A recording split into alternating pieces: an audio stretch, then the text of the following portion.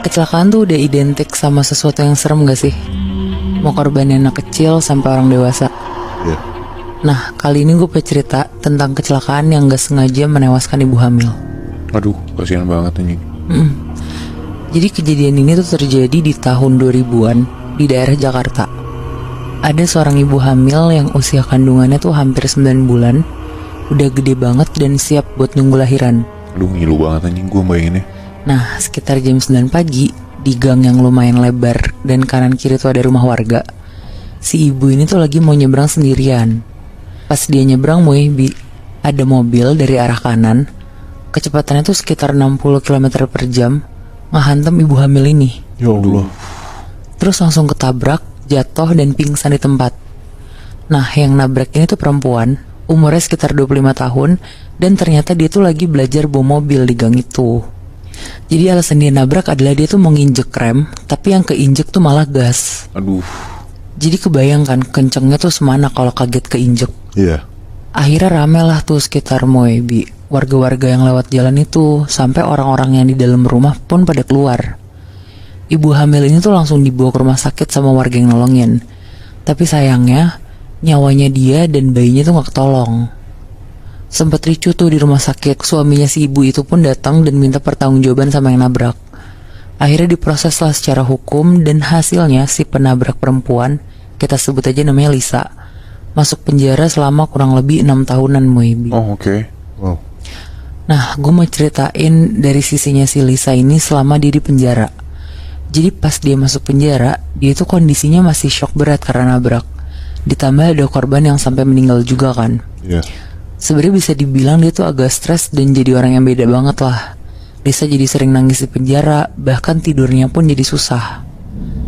Nah, jadi sekitar 6 bulan kemudian, ada satu malam pas Lisa lagi siap-siap mau tidur, di sel itu tuh kira-kira ada sekitar 10 orang lah, perempuan semua. Mereka juga tidurnya sempit-sempitan. Terus karena isinya 10 orang dan udah agak lama, jadi mereka kan udah punya posisi tidur masing-masing. Dan udah kenal satu sama lain. Nah, si Lisa nih ke kamar mandi dia mau buang air besar, dan posisi kamar mandinya tuh di dalam sel itu juga.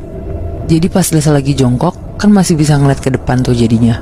Dia ngeliat tuh dengan jelas kalau teman-teman satu sel tuh pada tidur semua.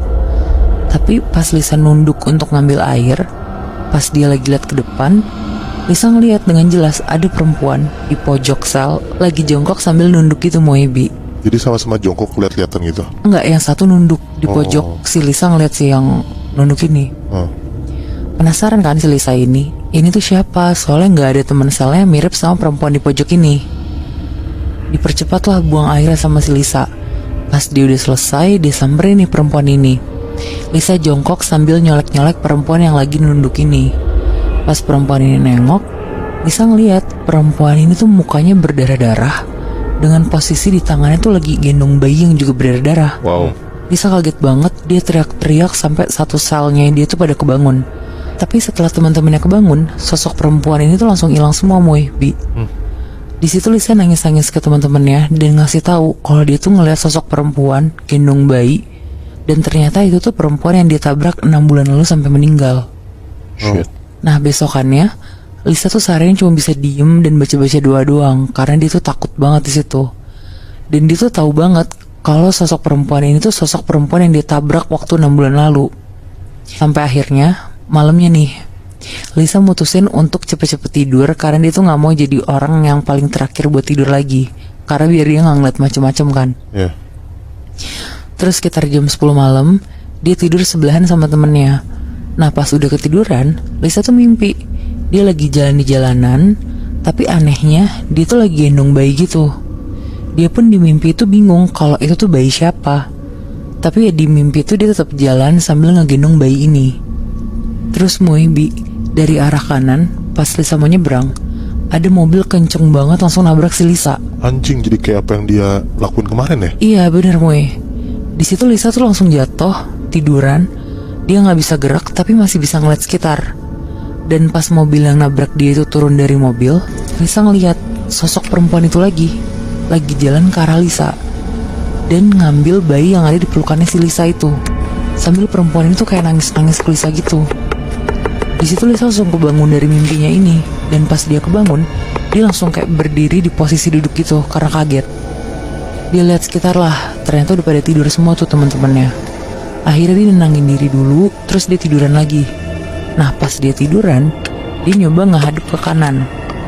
Nah pas dia ngadep ke kanan dia tuh hadap-hadapan sama sosok perempuan yang lagi gendong bayi itu sambil nangis-nangis. Si sosok ini tiduran juga? Tiduran juga, jadi mereka tuh sambil saling tiduran, terus hadap-hadapan posisinya. Anjir. Di situ Lisa langsung balik badan, nangis-nangis dan merem. Dia juga teriak-teriak bilang, maafin saya, maaf saya nggak sengaja.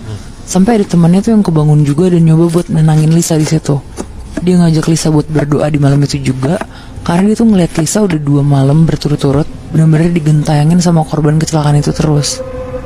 Akhirnya mereka sama-sama yasinan lah berdua. Lisa baca doa sambil nangis-nangis. Terus dia juga berusaha buat fokus ngedoain dan minta maaf lah tulus banget sama sosok ini. Dan di malam-malam selanjutnya, Lisa tuh masih tetap digentayangin sosok ini Moebi. Cuma udah gak se-ekstrim 2 malam itu.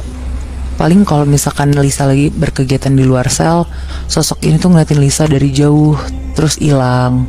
Kalau malam-malam perempuan ini tuh cuma duduk di pojokan ngeliatin Lisa doang. Tapi akhirnya tuh Lisanya juga gak berhenti lah bacain Yasin tiap malam buat si almarhumah ini sama bayinya. Jadi lama-lama sosok ini tuh jadi hilang pelan-pelan juga. Tapi selama dia didatengin sama si sosok ini, korban dari apa yang dia tabrak gitu ya, itu dia lama-lama jadi kebiasa tuh gimana tuh Nat? Nah lama-lama itu jadi biasa aja Bi, karena dia juga yakin kalau dia tuh setiap malam ngedoain si almarhumah ini kan sama bayinya. Jadi maksudnya dari hati dia tuh juga dia udah tulus buat minta maafnya gitu loh.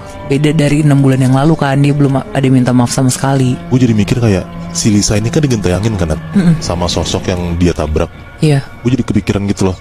Di luar sana kan banyak banget ya kecelakaan-kecelakaan yang terjadi. Dan gue gak tahu apakah si arwah-arwah yang ditabrak ini gentayangan atau enggak gitu loh. Bisa jadi kalau misalnya orang yang udah ditabrak dan dia meninggal, menurut lo apakah si sosok ini bakal gentayangin orang yang nabrak dia ya?